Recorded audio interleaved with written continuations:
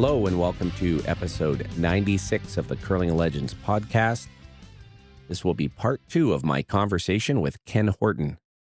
If you haven't listened to the first part, you should go back and check that out, either in your favorite podcast app, or you can go to thecurlingnews.com and follow along with some additional graphics and photographs. You can also find many other shows from this podcast, along with past episodes of Rock Logic, and a fairly recent episode released by the two girls, Lori and Mary.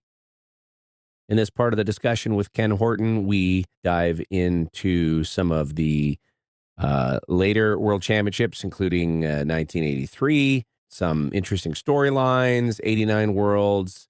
We jump around to a number of areas. We touch on a bit of how curling has evolved a bit in Scotland more recently, what participation's like. We talk about just a whole flurry of different topics, starting with his return from the 1977 World Championships, where his junior team had represented Scotland. And I think rather than extend this episode with more preamble, I think we should get right to it. Here is part 2 of my conversation with Ken Horton.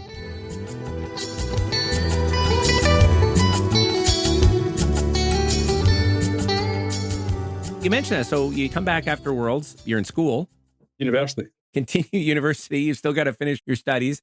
Did it give you some opportunity though? Like, what was the Bonspieling and event sort of at the time? Or did you just sort of predominantly go back to playing in a lot of the same stuff you did? I had no choice. I was leaving university. The others were still at university. I was leaving university and I was doing my CA training. And the others went away and played. I think Bill Muirhead took them to Switzerland and did a few things, but I couldn't. I just basically, I had to get time off to go to the Europeans. So I kind of knuckled down and we played all the Scottish competitions. Doesn't sound like, though, Ken, your head started to swell and say, okay, I'm going to, skip for the rest of my career. What was there a thoughts, though, that I really embraced and love this? Or was just, okay, that's a year of curling and then did you sort of evaluate each year or each team over the years? Like, how did that work for you? Well, the odd thing was in 77 and 78, I was still a junior. So this was in the junior.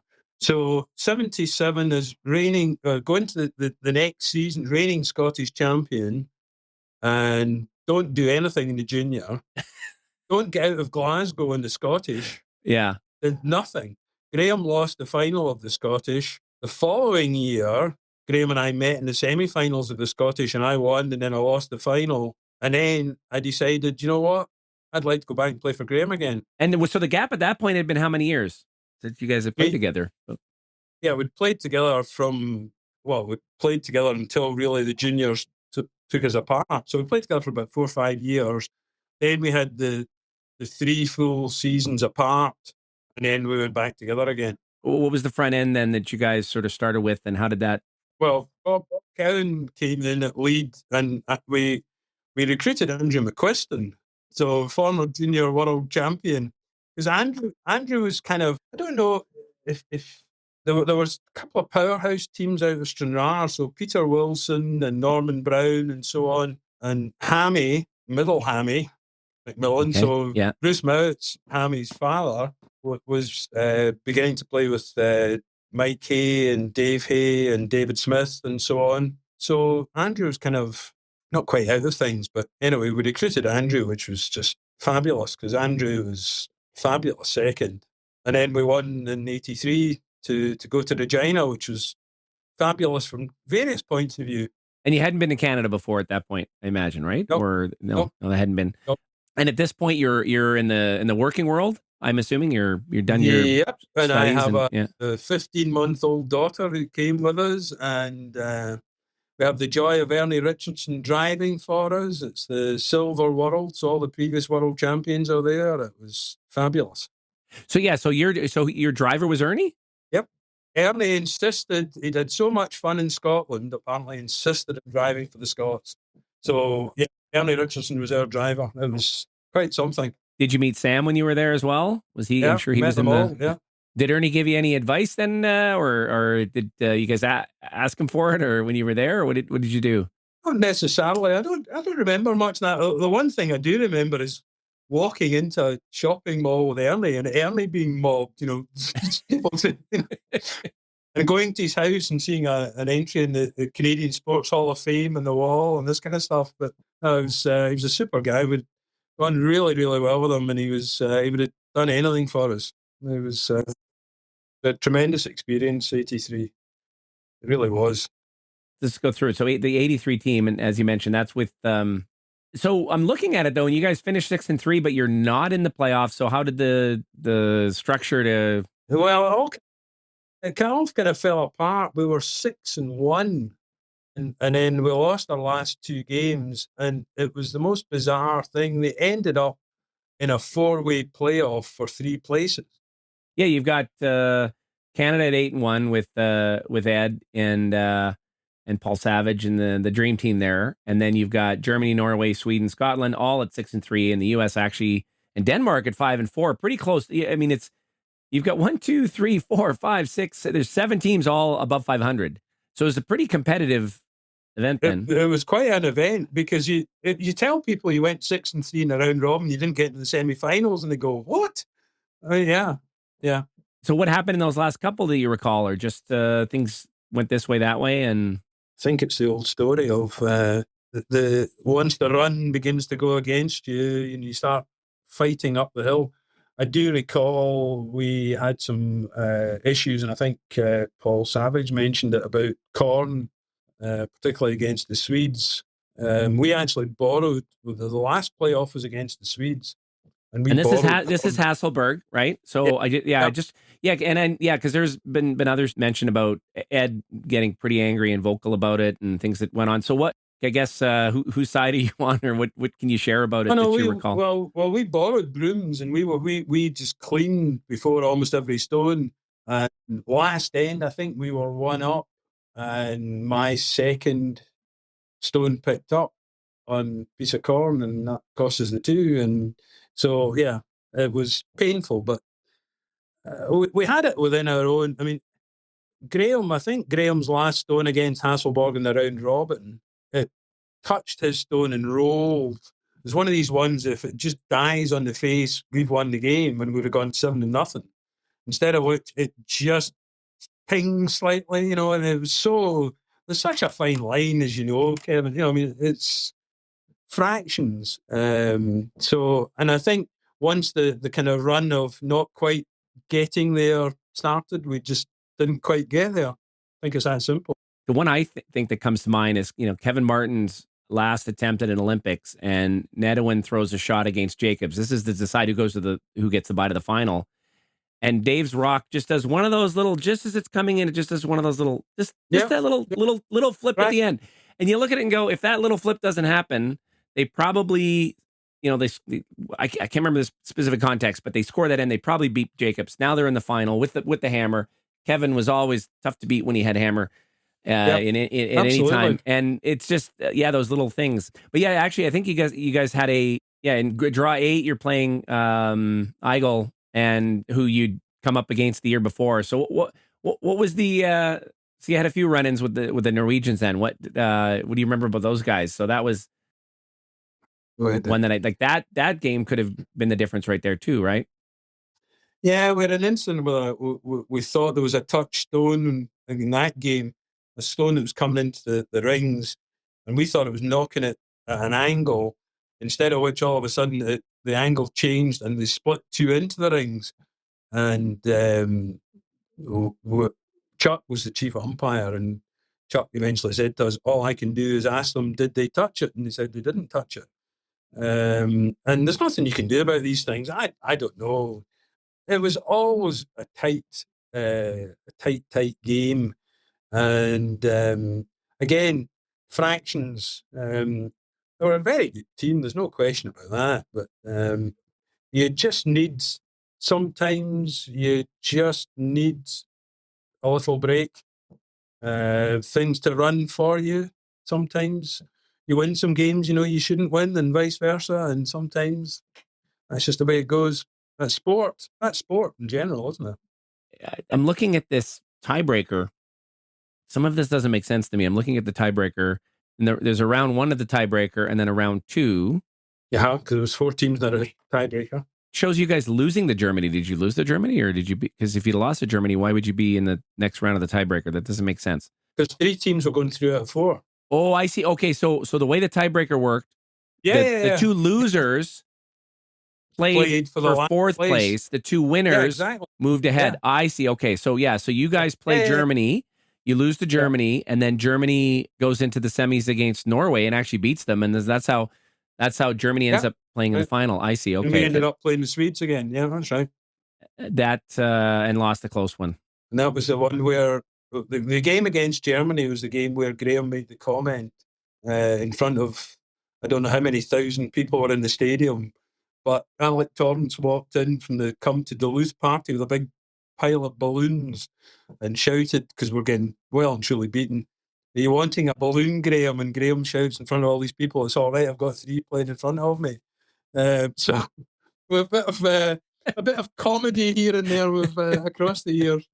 Graham's quite good at these comments and has been across the years. Well, what's funny, actually, it's funny you say that.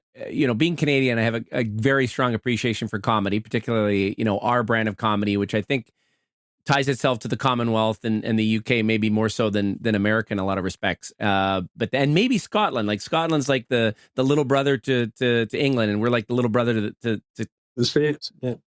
And you talked about it earlier, like there's farmers, there's accountants, there's like, it was curling a real melting pot. Like it wasn't blue collar or white collar. It was just this real cadre of people of all sorts and all like a coming together in a way of really, I think a benefit. Sport can do that, right? In a way, when you can bring people who maybe they aren't socializing elsewhere because they're at different financial levels. Do you find that as a way it's evolved in Scotland? Absolutely.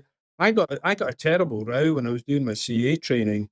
There was a gentleman called Sir, he was knighted eventually, Sir Robin Duthie, and he was chairman of the company I was auditing. And I'd known Robin forever through curling. And I met him in the corridor, and he's going, "Hi, Ken, how are you?" "I'm fine, Robin," and one thing other. And I walked into the audit room with all the other staff and got dogged. "You can't call the chairman of the company Robin." He would have been affronted if I'd called him anything but Robin, because I've known him forever. And, I was Ken, he was Robin. But we were all curlers together, and that was it, and I think that's what I mentioned earlier on, having met so many nice people and so many different people I'd never have met.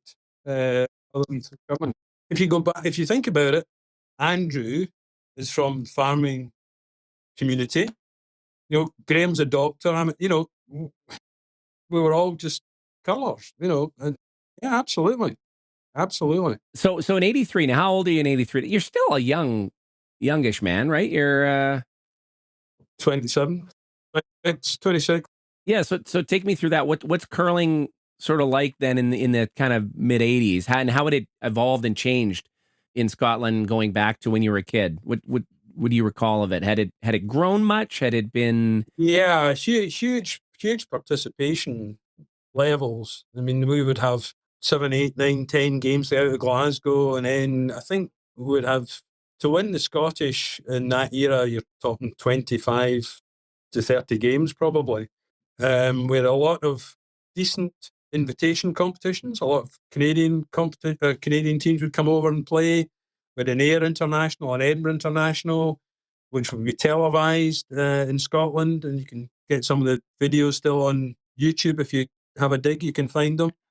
And it was pretty vibrant at that time, I would guess. I would spend the summer kind of working out how many weekends I was going to be at home, and the answer was not many, because most weekends. And to be honest, that's one of the reasons I kind of stepped away from it a wee bit. And we didn't defend our championship in 84. We all had business things, but it was becoming a bit of a... So you didn't compete? You didn't compete in 84 at all?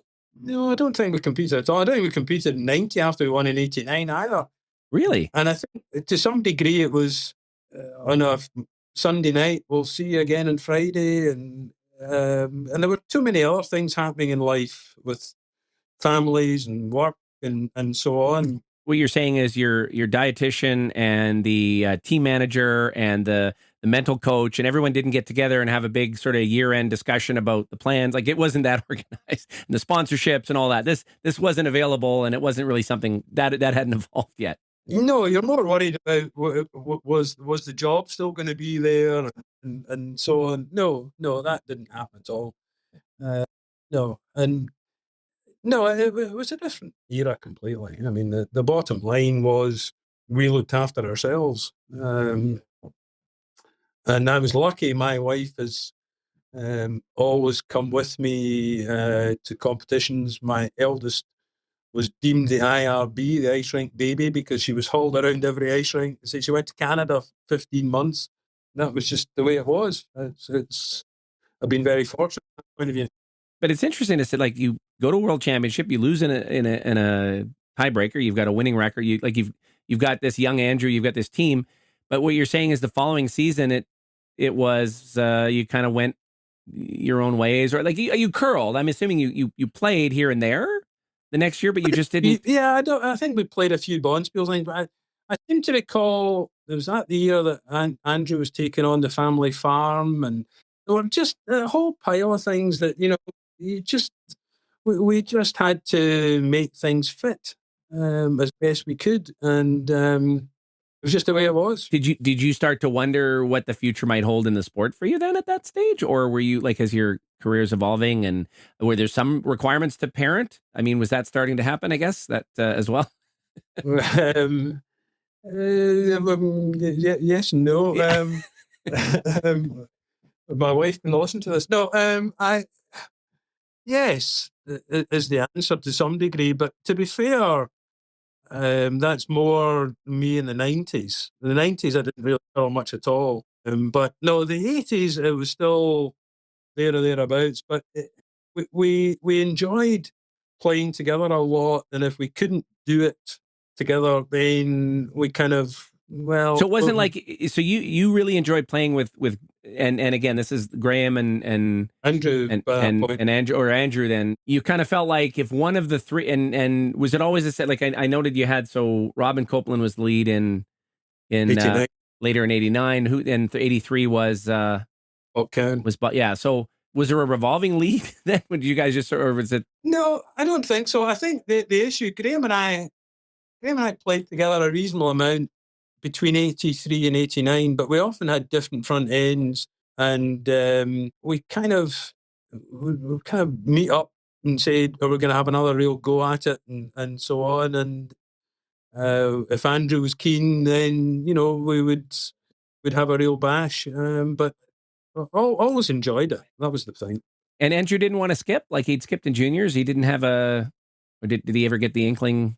If Graham couldn't play, Andrew and I had a kind of an understanding, and there were a couple of times that Graham couldn't get out of whatever medical things and so on. So no, Andrew was happy. I think Graham made it clear at day one, as far as he was concerned, if you want to come and play at seconds, what's an option, and we all just got on with it. I apologize, by the way. I did ping Graham on Facebook, but it was only when I realized that I should have, and it was a little too late. So I did ask him if there's any questions I should ask, but perhaps fortunate for you, he has not responded. So we splendid.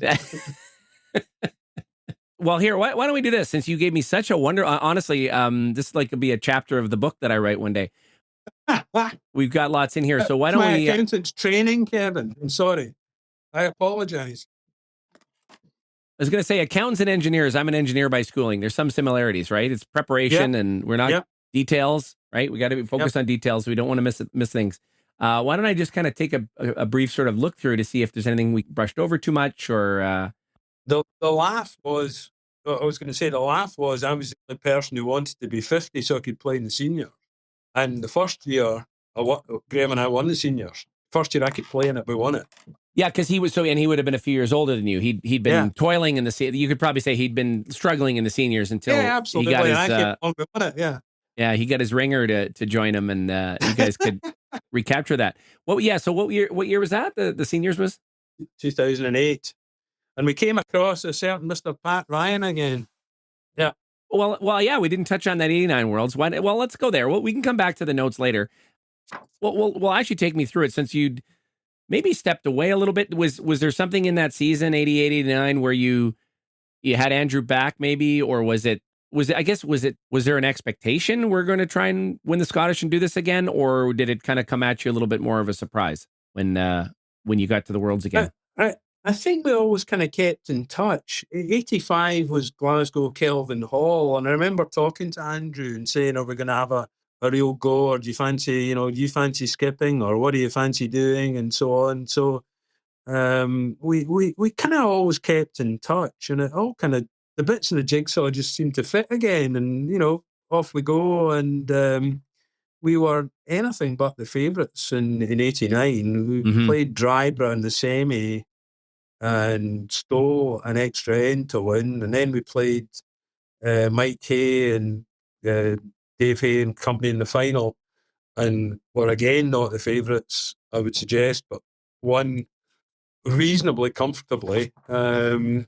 Just they had a bad game, which happens at sport, and it was just the way it was. It just, I say, all the bits just seemed to fit that year, and away we went. Okay, and I got to ask you about this because that's some of the video that we watched, 89 in Milwaukee, and I'd forgotten about that. And was that the situation? The lights were creating issues, or it's funny to watch as after a shot, the skip go over and sort of slowly, slide a rock underneath tinfoil. Was it tinfoil or some other type of foil? Yeah, What? yeah, Just yeah. just regular everyday tinfoil. The television lights were so hot. You went out for a slide and you felt, it was Really? Yeah. oh yeah, it was roasting. I mean, it was absolutely roasting. And the stones were warm, and therefore all the teams had sheets. I remember actually clashing into Randy Ferbey as I slipped in a bit of tin foil because I just caught the side of my grippy foot and went, just about fell. But yeah, it was just one of these things. It was a strange phenomenon. Didn't seem to affect the ice terribly much, but the stones were just constantly getting warm. We're getting towards just that kind of tail end of I guess I don't know what we're going to call it 20 years from now, but the original game, right, of which you could hit anything you wanted, and it's just a simple game of trying to get closest to the middle. Yep. And that team, Pat and the Ryan Express, had really worked at this idea of simplifying things, particularly when they would get up. And so at the time, where did you see the sport, like as from your own interest, as an example, and how you saw it? Was it becoming boring, I guess? Or as a player, did you just still feel like I'm in the middle of this and I'm enjoying it. I'm enjoying the competition. Well, we had our own Pat Ryan because we had David Smith. Mm-hmm. And we 88 Scottish was brought right forward. We played the Scottish first few days of January because of the Olympics. And I think we had a miss on the first end in the semi-final against David Smith and lost it 2, and that was the game. And we began to think, not so sure about this. And it wasn't the game that we kind of played, but in effect, you had Pat Ryan and we had David Smith, both of whom were extremely good at it. And if you got down on them, you may as well shake hands. And I imagine a lot of like this happened in Canada. Was it similar in Scotland? Other teams tried to emulate that, like and take that approach because and in a way, it's almost an easier way to be successful. I mean, you could be a less skilled team at playing with rocks in play, but if you got the hammer and you made those sort of what you might deem simpler shots, but just make more of them and don't miss them, you could be in a game when maybe you weren't that strong a team. The problem, yeah, absolutely. And if you'd asked Graham the question, he would have said, "I just hate to see my stones go out of play," because I was always the one who nosed the short stone. So I was I was the disaster that used to cause the issue. And it's extremely skillful. I mean, I draw. I think that the issue, ice was getting very straight. If you look back at some of the old videos, the ice was poor. You couldn't do a lot of the things they were doing consistently. As the ice got better, they got better. They could do things that we had not seen before. And that was basically clear everything in sight. So did you actually even start to feel like this was less interesting? Essentially, like you talk about that '88 semi. I mean, I could see how even as fans that people may have come out to watch it. Is that I don't know how entertaining it is to just see someone throw them up and down for the next 6, 7 ends. Uh, I mean, there was always I remember because that's how I grew up and I played it. There was still a tension in it, right? Because oh, as you say, absolutely. because we didn't know if we were going to make every peel, right? There was always a No. tension, and one shot, as you say, could change the game. And you think about football again, not American football. I'm talking about soccer. Often a very entertaining contest would be 1-0, 1-0 because of the importance of that single point. So I don't know. I kind of feel in a way it did evolve, and the game is in a different place. But But there is also something now where I find that every end could is just kind of a mess, and like the tension around an individual end and an individual moment maybe isn't there because we'll just get a guttle next end, right? yeah. Well, I Started to think happen. that I think what you began to think of was, if we get a chance, we're going to have to take it. Whereas I think before that came along, you thought we'll probably get a couple of chances. Someone's going to get a half shot and give us a wee break here or there or whatever. And I think that was my perception of it, was that if you didn't take advantage of the one chance, if it came, then you were just banging your head in the brick wall. That you really had to grasp with both hands and very securely the one chance if it came. And that, I think, was the problem. And if you're playing a 10-end game, then there was probably a decent chance you would get the one chance. But then, like you say, David and then the Kevin Martins, they start following on the heels of Pat Ryan. And you've got, the 90 Worlds, famously, Ed Wernick wins 3-2 and says afterwards, if something doesn't change, I don't want to do this anymore. Like that's pretty much what him and the guys were saying at that, because that, Ed loved the draw game, but when it, got down to getting a second world championship, he just wasn't going to take any chances. But I think he, lost the love for it in a way, and then it came back and energized with the free rock rules and changing of things. And so you were right, kind of at the beginning of that as well. And actually, something I forgot to ask you about. You mentioned the Olympics then. So what was the Scottish structure then around as 86, 87? I mean, first off, did you ever think of curling as an Olympic sport as a kid or as you're growing up? Is that something that even entered your mind? Not really, but it became kind of real.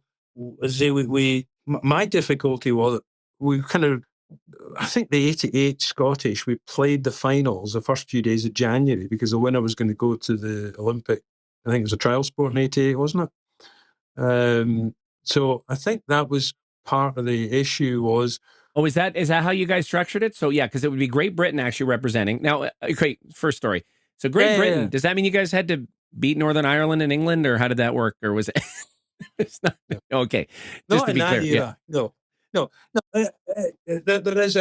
There is British curling exists, and British curling will determine if there comes a point where there has to be playoffs or whatever with other UK nations. At this point in time, it's reasonably clear that with what have we got?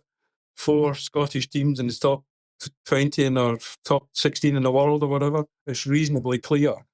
But so the winner of that nationals was going to get a trip to both the Olympics and the Worlds. That was the way you guys had structured. Okay, but it meant that for most teams the season was over by first weekend in January or something. That's the season finished. It was a bit strange. So I was slightly irked that we bent the Scottish Championship so much for that year.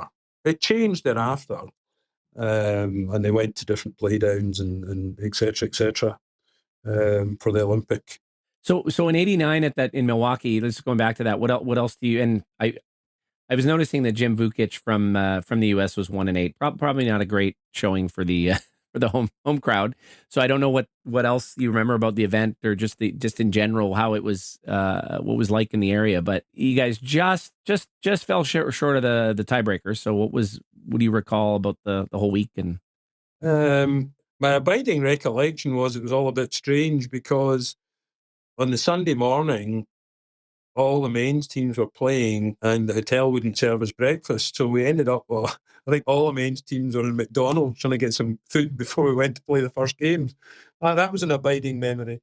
But it was an odd one. That was a joint, ladies and men's, wasn't it? Yeah. So you had Heather Houston from Canada was there that year. Yeah. Which is, by the way, how I got some of the video, because it was Heather that shared the videotapes with me. It was a bit of an odd one, I guess. We had a couple of issues here and there across the week, but again, it was near but not quite, and annoyingly so, because again, we had a good start. I think we were 3 or 4-0 at one stage, and then another close match against Sweden that went the other way.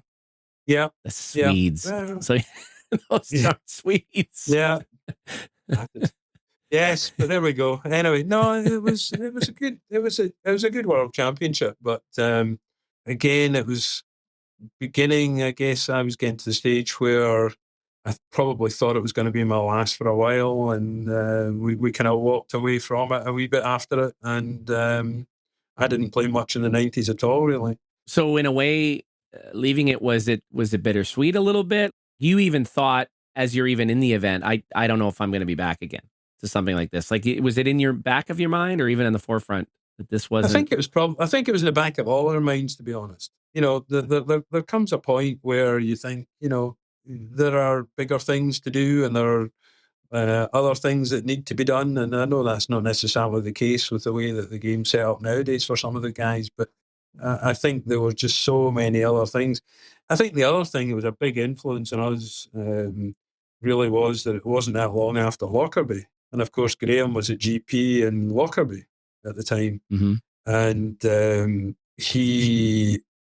when we got to Milwaukee, I think the curling was in about page 12 of the sports section. And then all of a sudden they found out Scotty Skip was a Lockerbie doctor, and all of a sudden it's in the front page of the paper, you know, Lockerbie hero in Milwaukee and so on. And I think that kind of took a bit of the shine off it for us, because to a large degree it was Graham's escape from what he'd had to deal with and live through. So I think that took a wee bit of the shine off it, I think, for us, a wee bit.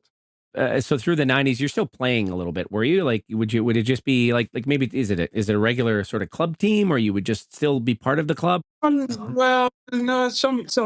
I ended up one year, I met somebody, and somebody had torn a cartilage or something and couldn't play in the Scottish, the second stage, the districts, and I hadn't been on the ice, and went and played in the districts, and of course we went through and ended up playing in the Scottish finals, having played about 8 games all year or something. But no, I didn't play a huge amount. I played a bit of club curling here and there.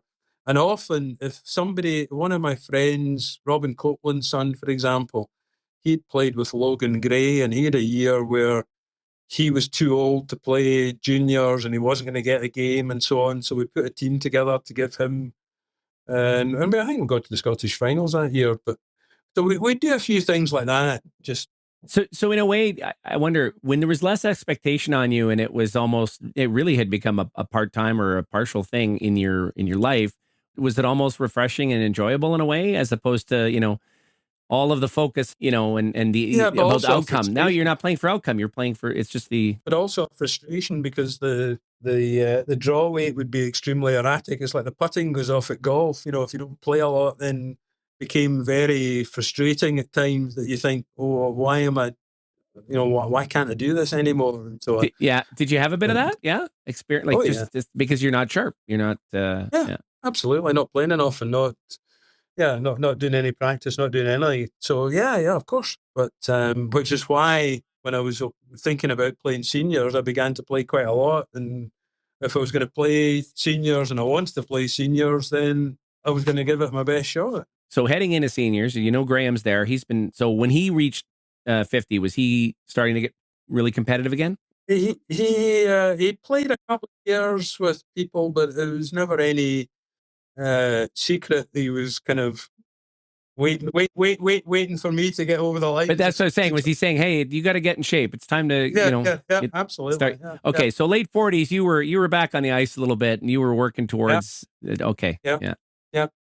Beginning to think that way again. Yeah. And maybe career wise, were you able to give it a bit of time? Like how and kids are growing up. Yeah. Well, and did your kid? Yeah. Like so. Yeah. Sorry. How many were the kids then? You had. I've got 3. I've got daughter, then son, then another daughter. And they never curled though, or did they? What was their? Well, both the girls played a wee bit at school, then didn't bother. My son thought it was a game that he was a rugby player, so it was a game for wimps and so on. He was into his rugby until he started getting flattened every week, and then he gave the rugby up. But no, not really. No, none of them interested. Grandson is quite keen, but no, not really. And didn't push them. I'd rather they did something they wanted to do than something that we wanted them to do, or I wanted them to do. And is your dad still around, or did your dad pass away? No. Yeah. My dad died when I was a Scottish champion in 77. Oh, really? I did. Okay. Oh man, was that so? That same. Came with us to Karlstad, and he passed away between Karlstad and Oslo, the Europeans. Yeah. Really? And was this sudden, or was he in bad health, or what was the? Well, because he worked in the steelworks during the war, they had all these things that had to keep all the doors shut and all the windows shut and so on. So he always had a weak chest, and eventually just his chest, his heart gave out. Oh, so, no, I got his chest. So that's yeah. So that I mean that's a lot for you to take in that year then, and so the highs of the year and the success. Yeah, quite a year. It was quite a year. So I left university, and yeah, it was quite a year. Quite a year.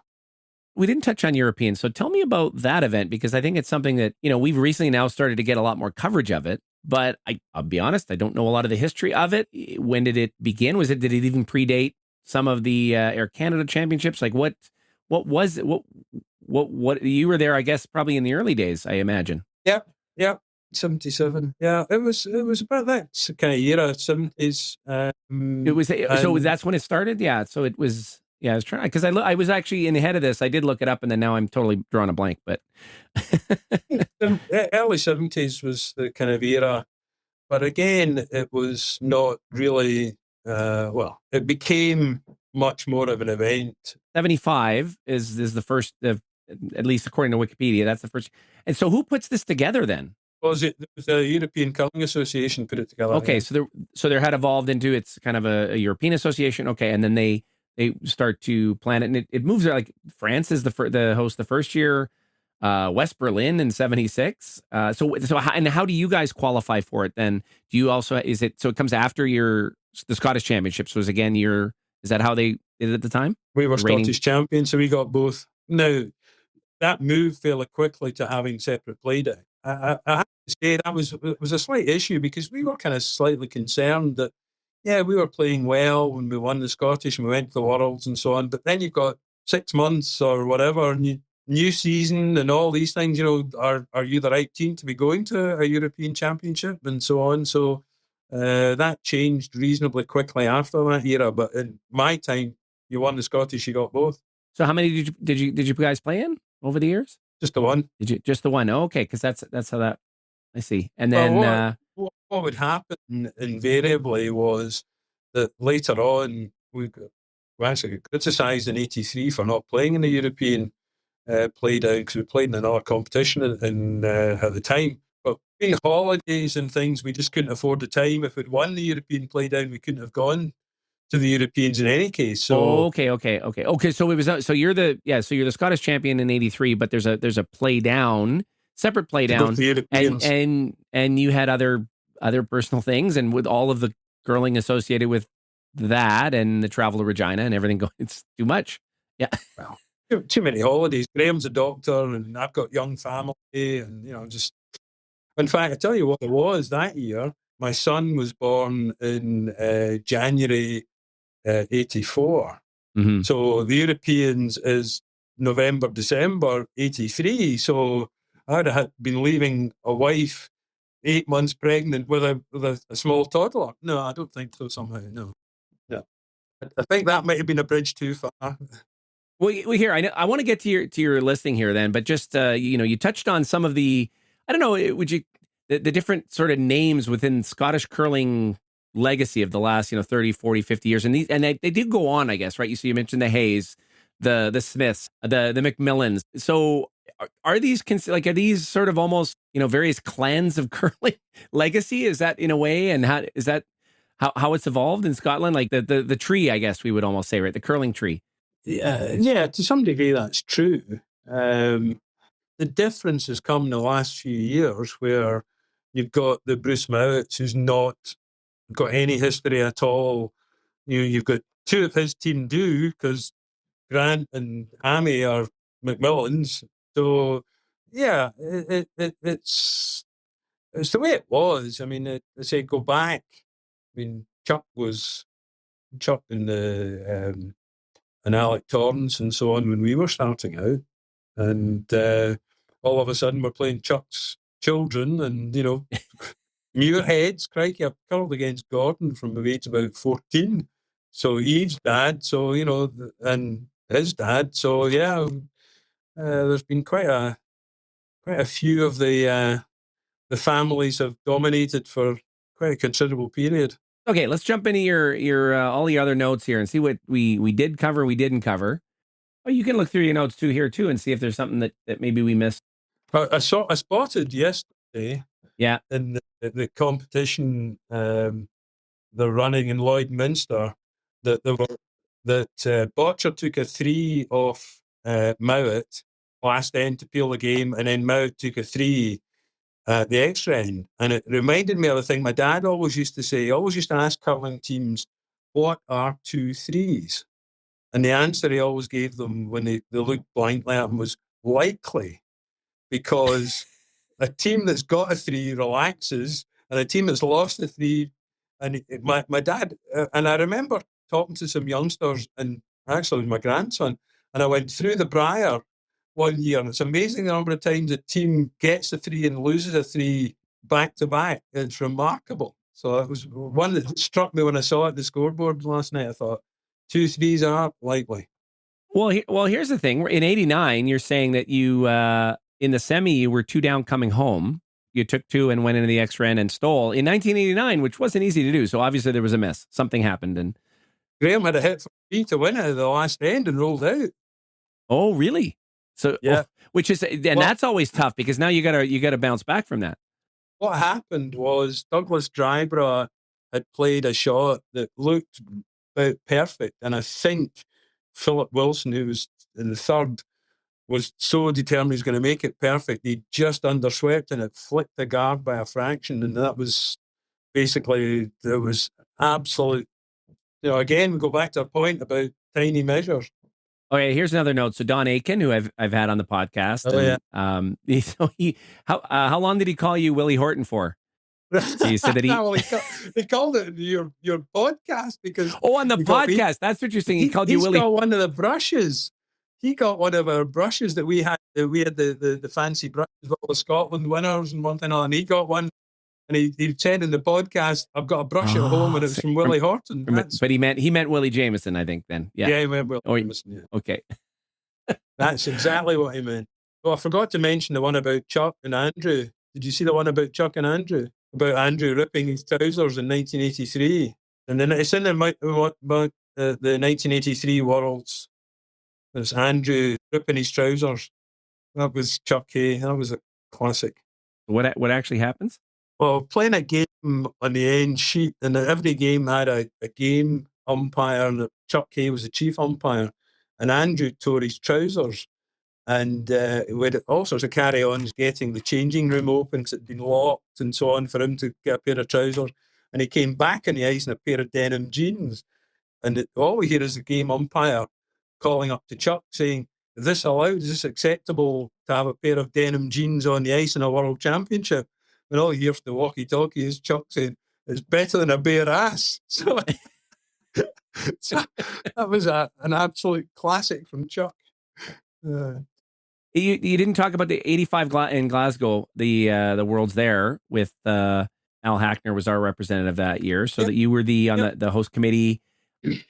Well, I looked after the teams in 85, yeah. So I had 10 minibuses, take the teams around the place, and many of the drivers were former champions. So Alec Torrance, Jimmy Waddle, all these people all worked with me and taking the teams around. And being Scotland, they were wanting to go to Edinburgh and they were wanting to do all sorts of things. So we had to have radios so we could try and keep them in tow and get them to the right places in time and so on. So it was a fairly stressful couple of weeks I had there.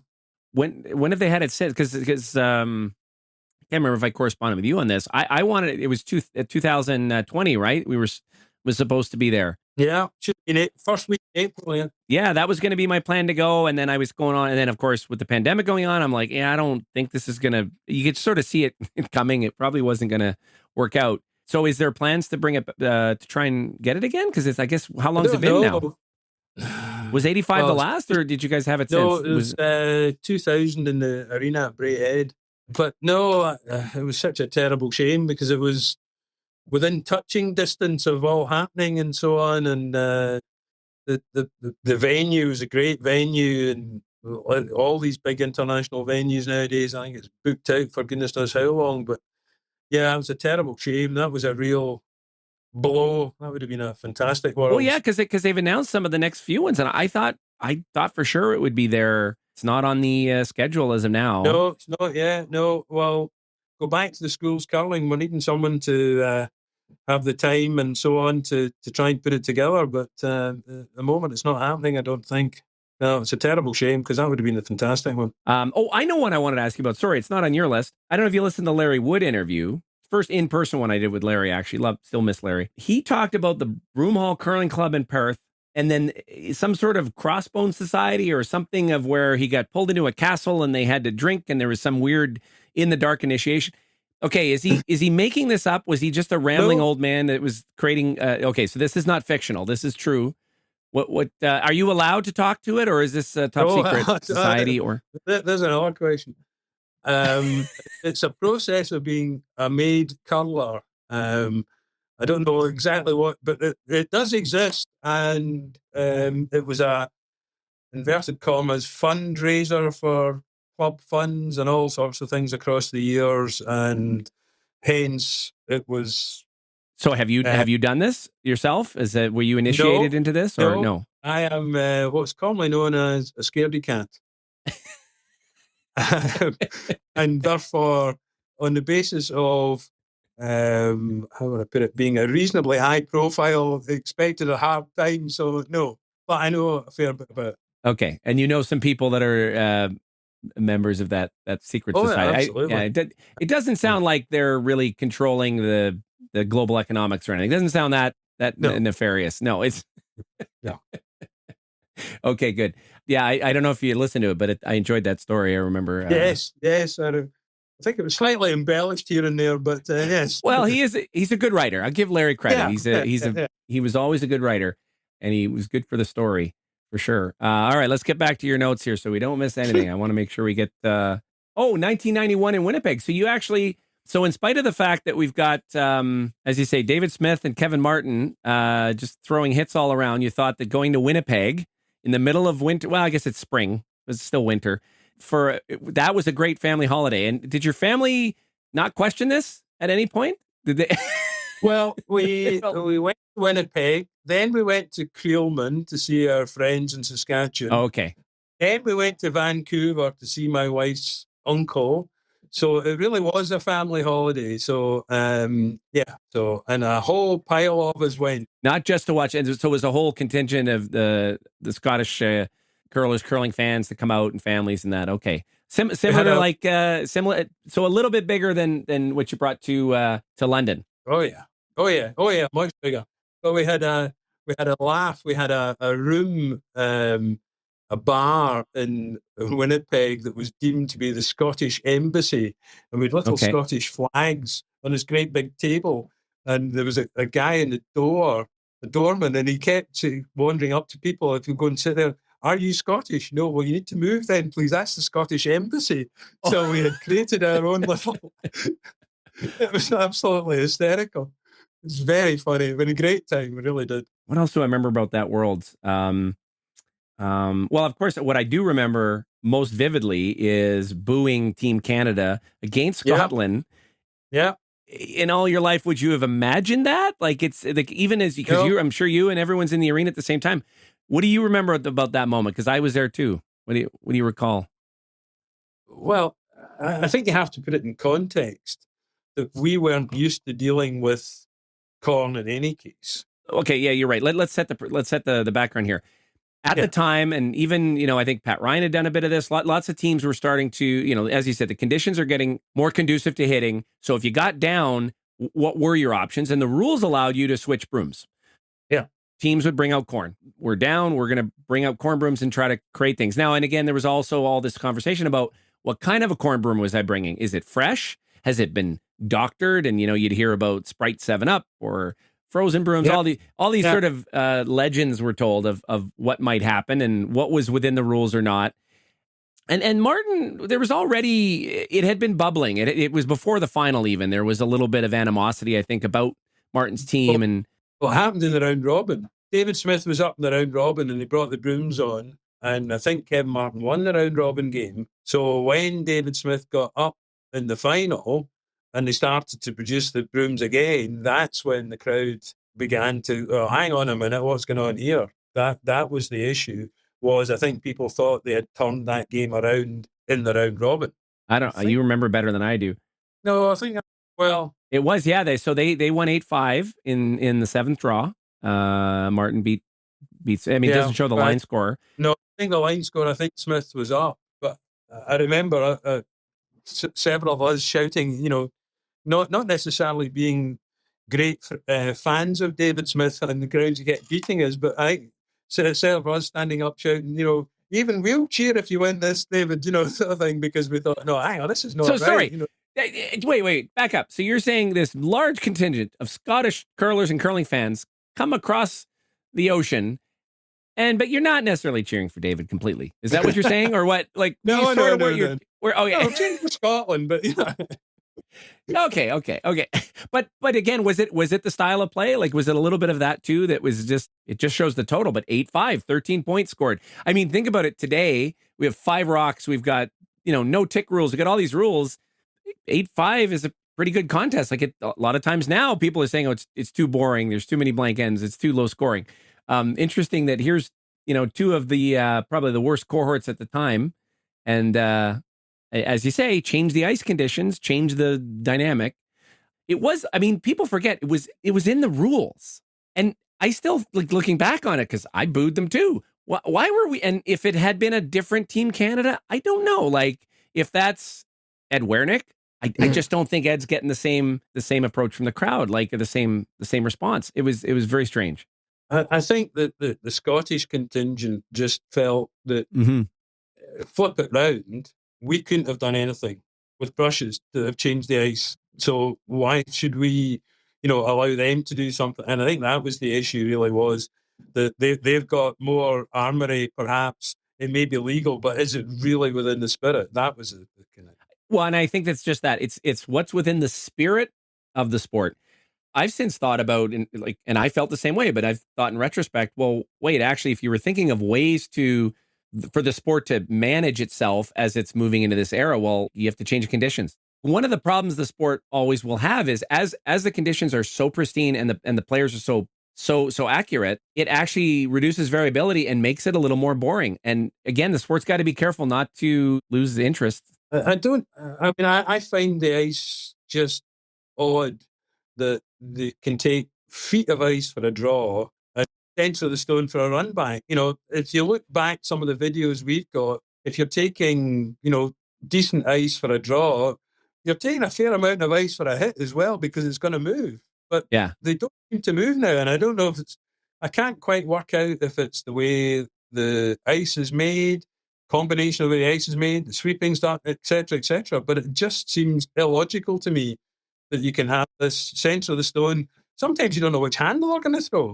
It's just center of the stone.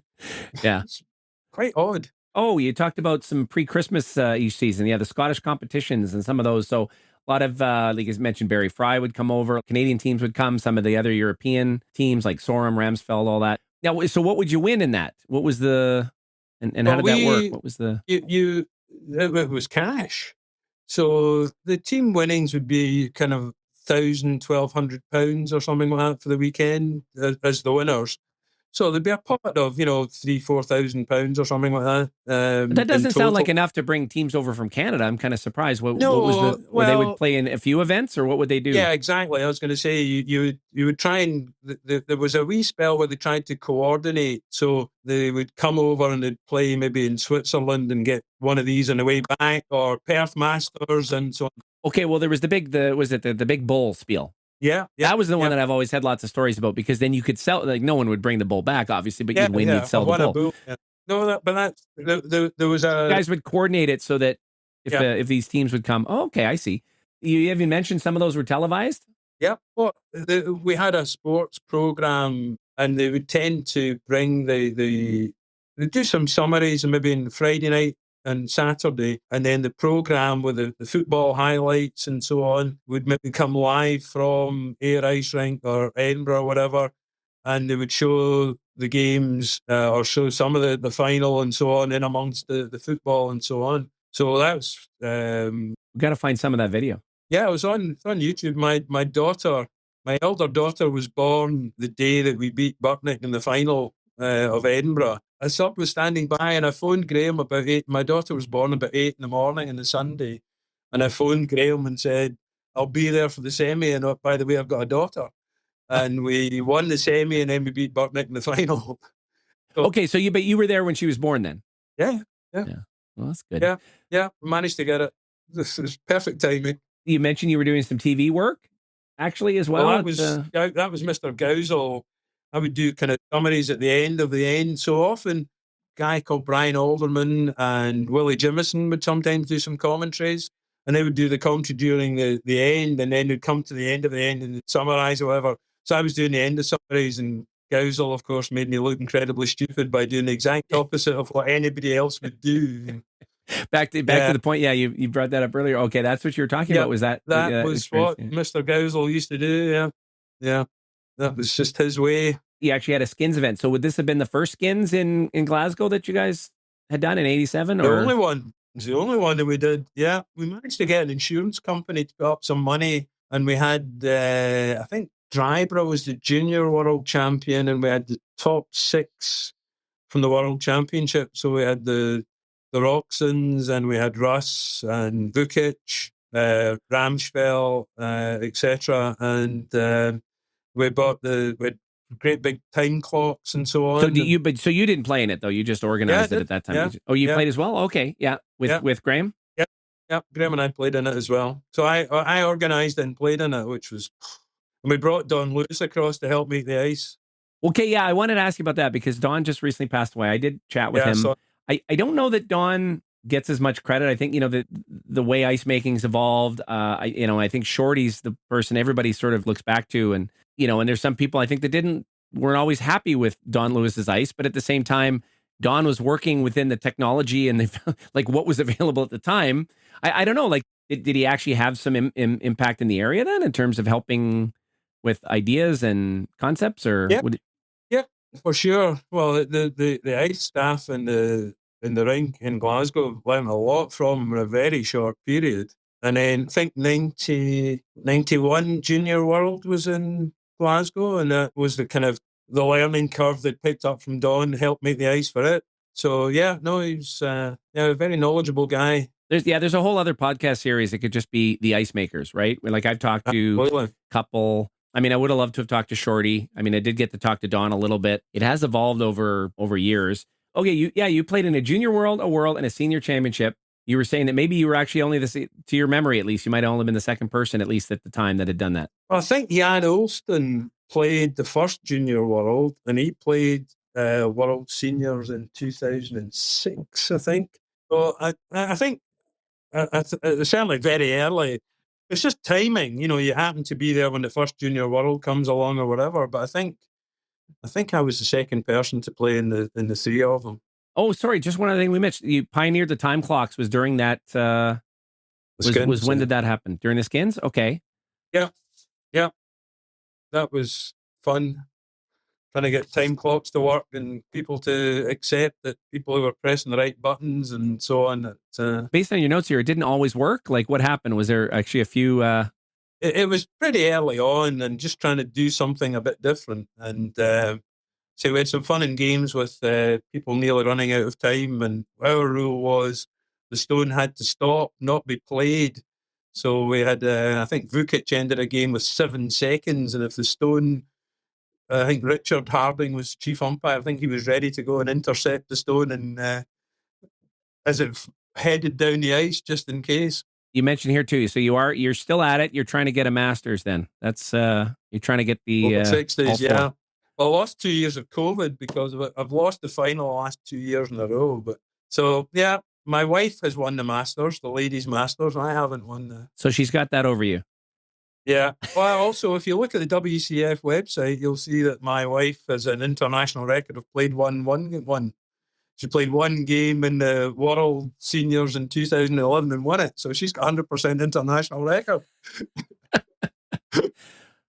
Dear.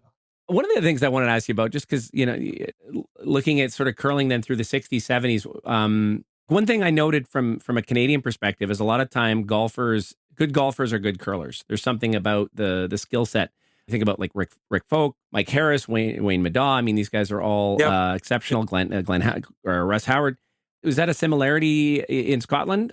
Was there a synergy between the sports in a lot of respects? Like I think Eve Muirhead, I think she was a pretty accomplished amateur golfer. Something through the years that was pretty common. Absolutely. I think Graham was down to 1 at one stage. So yeah, I know there's been a lot of the guys are very good golfers. I'm trying to think who it was. I think Bill Muirhead's lead, Len Dudman, was an international cricketer. Oh yeah. So yeah, there's been a few, but there's certainly a lot of golfers are avid curlers. It was funny. I was actually looking at Joel Returna as an example. He actually was accomplished a little bit in other sports too, right? So it's curlers can be athletes, right? So did you have any other skills then, Ken, or no? Just numbers. No, I'm out curler. I must be honest. No, from the age of about 7, everything else just went west. Once the bug had bitten, I've never really. I've taken up golf now but far too late in life. But enjoy it. You came up then curling right when the height of the British invasion in terms of music. Was there ever any famous musicians that got on the ice and curled? Because I've heard weird stories here. Like I heard a story the other day from Bob Nichols, Bud Grant, Vikings. He was a curler. I mean, he coached in Winnipeg and went out and he'd play like a men's league. Was there any? Can't think of any. No, nothing. No, I always kind of imagined Keith Moon as being a really good lead. He would have had to hammer on a corn broom, though. I don't know if a push broom would have done it for him. I hate to think where the Stones would have ended up. Yeah. No, I don't think. I'm not I'm aware of. No, I'm aware of. Well, yeah, just back to the thought I had about looking at the sport now and with the young success that you've mentioned, where do you see the sport? We see in Canada, like it's struggling a bit because there's this sort of like with this new gap between what's the high level and that sort of second tier is really struggling a bit. And then we're trying to grow the recreational side, but clubs are closing. What are you seeing in there at home? I think there are a couple of problems we've got. First of all, is just simple, the cost of power, utilities and so on, the electricity costs. We've lost the air ice rink recently. I think that's a major issue. The cost of the game has risen. Where does the money come from? Because like I know here a lot of it's memberships, right? Or they look for grants, if they can find it. What is it similar? Yeah, I mean the ice costs. Our ice costs rocketed about 50% overnight, basically. So that's got an impact. The problem that we've got, I think, rightly or wrongly, I think that Canada's got the problem of people looking at the television thinking the top are so good, I can't compete. And we've got that to some degree, but the other issue, the way it's now structured, if you win the Scottish Championship, you won't necessarily be going to the Worlds because of Olympics, because they might select Bruce or Ross or whoever in any case. So that has a negative impact on simple participation. I mean, I am the guy who said I'll play in the Scottish because we can't play in the juniors this year and end up winning it. So it's a disincentive to. Today that wouldn't happen. They would say, "Oh, well, that's very No, nice of you to win the Scottish, but we're not sending you to Sweden. Sorry." yeah. Because there's too many other things at stake, and that bothers me. So you end up in a situation where the Scottish Championship takes a week. So people say, well, why should I bother taking a week off work to play in the Scottish Championship? If I win it, I might not get to go in any case to have Scotland on my back. And I think, was it Swiss a couple of years ago?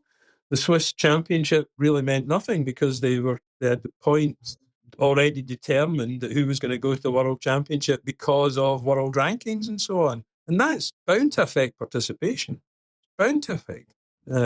So that bothers me. I don't know quite how we get around that, but it does bother me. Do you see the recreational game being a bit stagnant then in Scotland? Like it's not like it's even though you've had some of that sort of success with Bruce's team, and it really hasn't kind of led to, I guess, more people trying it. Back to the point I made earlier, how, a lot of the history and the legacy in Scottish curling is by family name. And by the way, similar in Canada, right? Your kids curled. So, but how do you draw that new person in? How do you even draw like an immigrant, somebody who came from another country who's never stepped on ice? How do you is that happening, or is it still? I think the issue is a lot of people will try, and Olympics will stimulate that, and corporate things will stimulate that, and so on. It's not so much that, it's retaining them as curlers is the issue. And I think that's the difficulty. Yeah. And I think every curling nation's got a slightly different problem with that, whether it's getting ice time for them, whether it's whatever. I curl on a club that wants to curl at 8 o'clock at night, and it doesn't want to curl at any other time of the day. So, that they're everybody can't curl at 8 o'clock at night. That doesn't work. What are the costs, for example? So let's say you want to be a member or you're participating. Like, is it what does it cost you in a year then, as an example? We're set up such that you pay per game. Okay. So an evening game of curling at the moment costs about £19 to £20. Okay, that could still add up, right? I think absolutely. Yeah. You would join a curling club, so that's another maybe 20 or 30 or whatever. You join the Royal Club, that's another £25, £30. And then most ice rinks, you have to join the ice rink, so that's another maybe £30, £40. So again, and go back to my point about people trying, but retaining them. That's getting them to be regular curlers. So you don't face the X $100 like joining the golf club or whatever, but there's a number of things you're constantly paying for. Curling and golf are similar in a way in that they look simple, but at the same time, there actually is an athleticism and a difficulty to them that is a barrier sometimes. If I'm not getting better or it's too hard, I might actually find it frustrating. Like I play pickleball now. You can just sort of play it. It's not really hard. I can get a little exercise.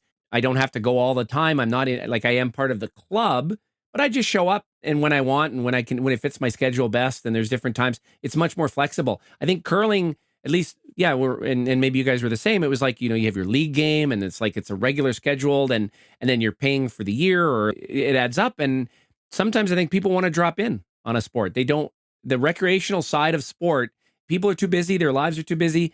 They don't want to have all that organization. So how do you do that? But how do you get enough commitment to the club to keep it going? You can't just wait for people to drop in, pay when they show up.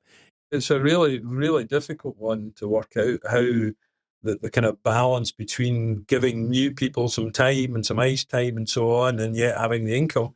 And go back to the previous comment about when power costs are rocketing as well. So it's a lot easier to go and play curling than try and run an ice rink at the moment. Well, and that's the thing. I mean, golf has similarities too, and it's costly. Part of the reason football and soccer is so popular around the world is you can be played everywhere around the world in almost any climate.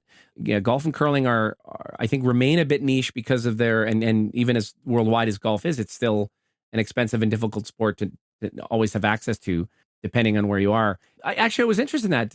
Because I know in Canada, what sprung up over the years a lot of times was these sort of joint country clubs with clubs, curling facility with a golf course. And that's starting to go by the wayside as the golfing membership is starting to get them closing down.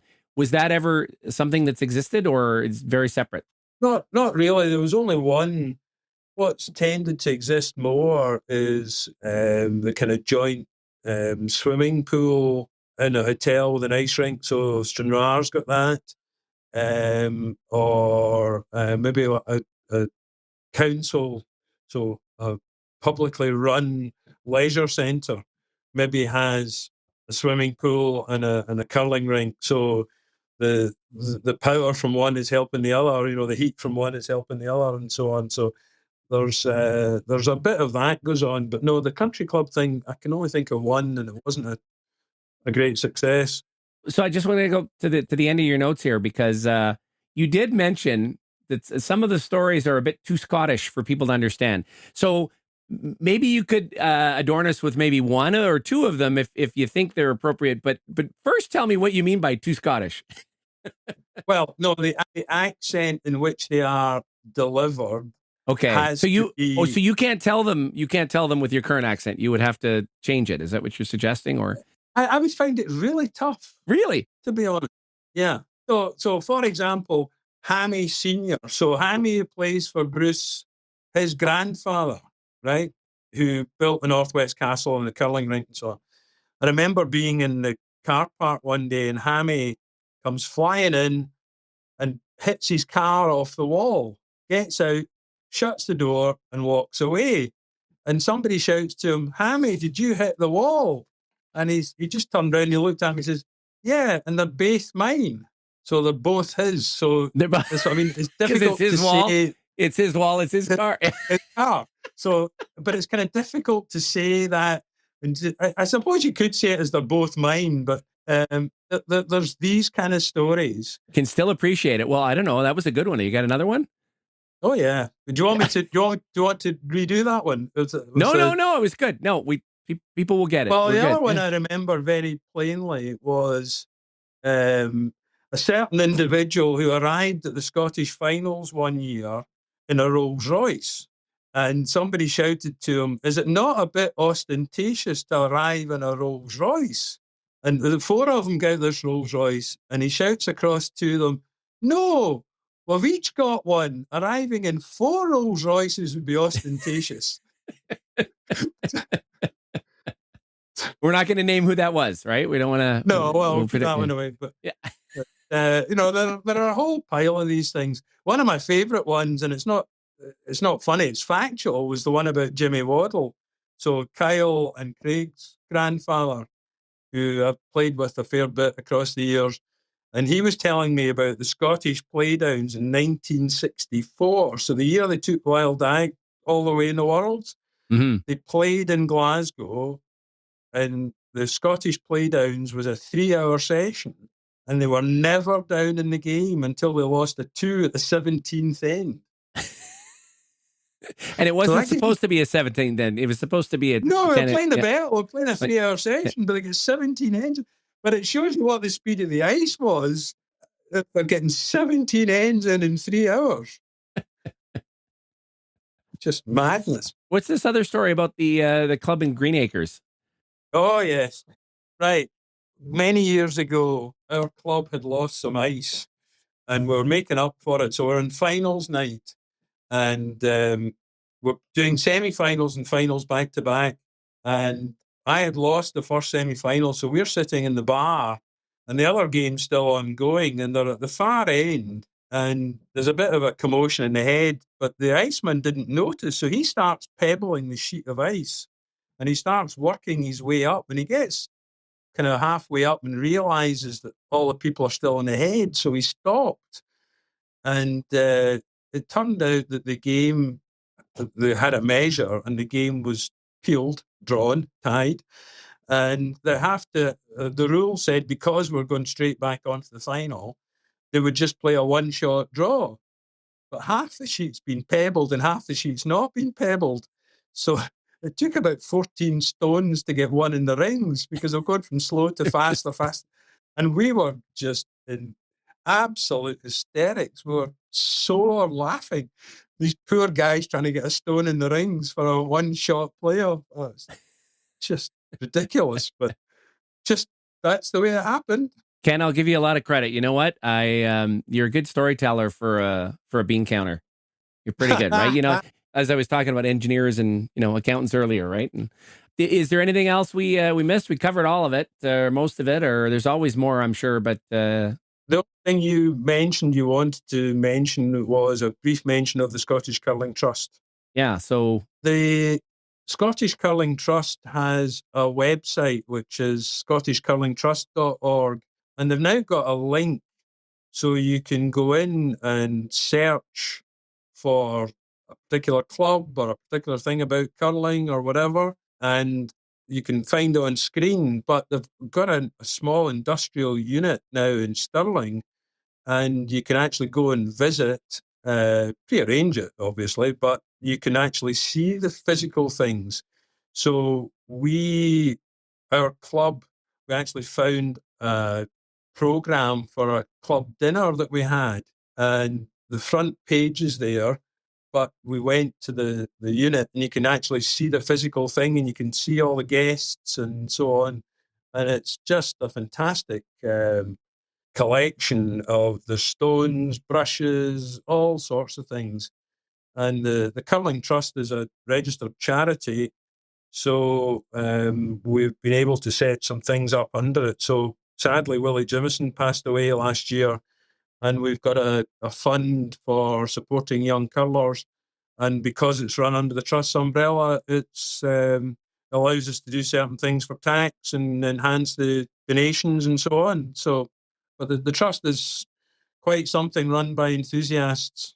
And where's the collection kept then, or where's it in Stirling? There's a small industrial unit in Stirling. So Graham Adams actively involved, and there's a whole pile of people involved. The Royal Caledonian, it has offices, but what do they actually hold, or what exists within that? I guess as an example, mainly paper records, as opposed is it okay, and things of that sort. I think there's some trophies and so on, but the trust is the kind of main. A lot of the historical stuff is now with the trust. So it's, but the fact they've got the search engine, you can go in, have a look, and see what's there. So it's quite something.